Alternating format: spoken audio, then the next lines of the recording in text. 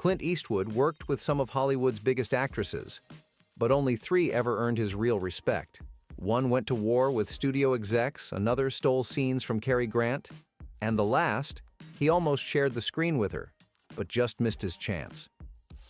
He once said, "I love the actresses from the 30s and 40s. Barbara Stanwyck, Rosalind Russell, Bette Davis, they all had great voices and they weren't afraid to be salty." Now, Bette Davis needs no introduction. She was a powerhouse, plain and simple. By the time Eastwood was a kid sitting in dark theaters, she was already dominating Hollywood, winning Oscars, taking on roles no one else dared to touch. Dangerous, 1935, got her the first statue.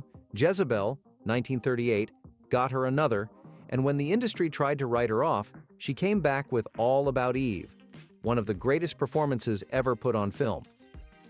Eastwood admired her for the same reason so many people did. She had presence.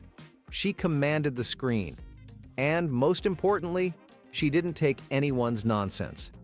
She went toe-to-toe with studio executives, refused to be boxed into pretty roles, and carved out a legendary career on her own terms.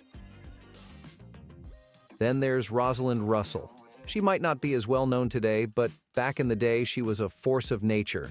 And if you want to know why Eastwood admired her, just watch His Girl Friday, 1940. That's one of Eastwood's favorite movies of all time, and Russell is the reason why.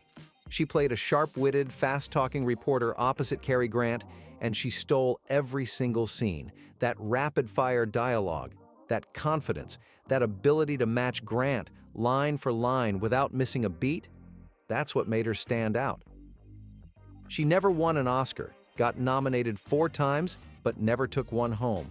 But in terms of sheer screen presence, she had it, and clearly, Eastwood took notice.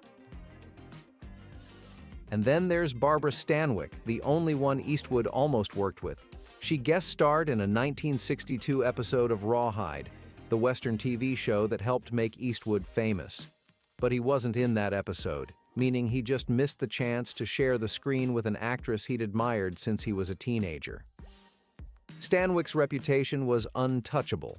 She was one of the most versatile actresses of her era, could play anything from film noir, femme fatale, to heart-wrenching drama leads, and by the time Hollywood finally recognized her with an honorary Oscar in 1982, everyone knew it was long overdue.